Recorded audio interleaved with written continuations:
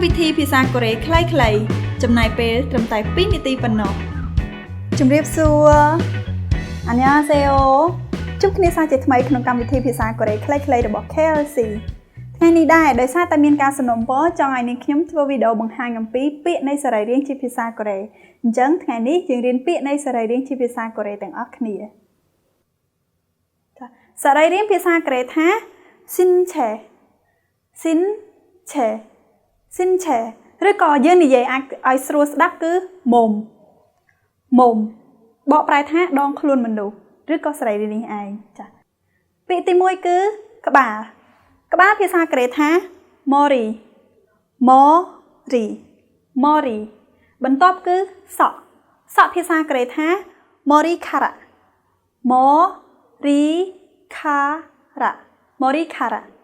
ចុះប្រសិនបើអ្នកទាំងអស់គ្នាចង់និយាយថាកាត់សក់តែនិយាយបែបណាទៅសូមនិយាយថា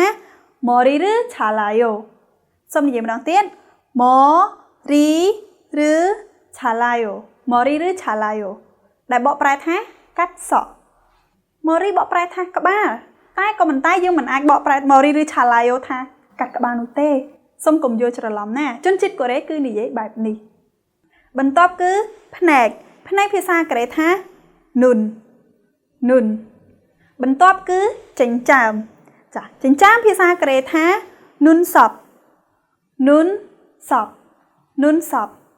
បន្ទាប់គឺច្រមុះភាសាកូរ៉េថា kho បន្ទាប់គឺមាត់ភាសាកូរ៉េថា ip បន្ទាប់គឺបបោមាត់បបោមាត់ភាសាកូរ៉េថា ipsul បន្ទាប់គឺកភាសាកូរ៉េថា មុខខ្ញុំចង់បង្ហាញពាក្យតាក់ទងជាមួយនឹងមុខនេះដែរឧទាហរណ៍កដៃភាសាកូរ៉េថា son មុខដែល son បកប្រែថាប្រអប់ដៃបន្ទាប់គឺកជើងភាសាកូរ៉េថា phal មុខដែល phal បកប្រែថាប្រអប់ជើងបន្ទាប់គឺត្រចៀកភាសាកូរ៉េថា khui បន្ទាប់គឺដៃភាសាកូរ៉េថា phal បន្ទាប់គឺចង្កេះភាសាកូរ៉េថា hori បន្ទាប់គឺជង្គង់ភាសាកូរ៉េថា murup ចុងក្រោយគឺជើងភាសាកូរ៉េថា thari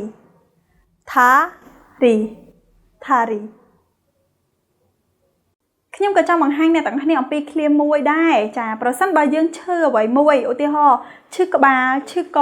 ឈឺដៃឈឺជើងតែជាភាសាកូរ៉េនិយាយបែបណាទៅ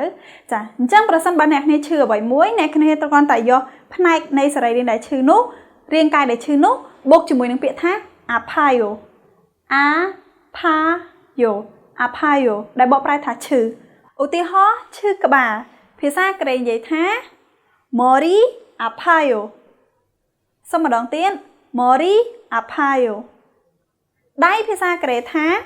phal អញ្ចឹងឈឺដៃភាសាកូរ៉េនិយាយថា phal apayo ឧទាហរណ៍ចុងក្រោយគឺឈឺកភាសាកូរ៉េថា mok apayo សូមម្ដងទៀត mok apayo អញ្ចឹងអ្នកទាំងគ្នាសូមជួយសាកបង្កើតប្រយោគដាក់ខាងក្រោមនេះផងណាថាចង់ឈឺផ្នែកអីមួយដែរសំទោសគ្មាននរណាម្នាក់ចង់ឈឺទេត្រូវទេក៏ប៉ុន្តែយើងគ្រាន់តែជាការយន់ស៊ើបអនុវត្តសរសេរតែប៉ុណ្ណោះអរគុណសម្រាប់ការតាមដានទស្សនាវីដេអូភាសាកូរ៉េខ្លីៗថ្ងៃនេះជួបគ្នានៅវីដេអូភាសាកូរ៉េខ្លីៗលើកក្រោយទៀតជម្រាបលាអានញ៉ុងញីខេសេអូ KLC បើកវគ្គដំបូងនិងវគ្គសន្ទនាជារៀងរាល់ដើមខែចំណែកឯវគ្គវិញ្ញាសាបើកជាប្រចាំ KLC សូមស្វាគមន៍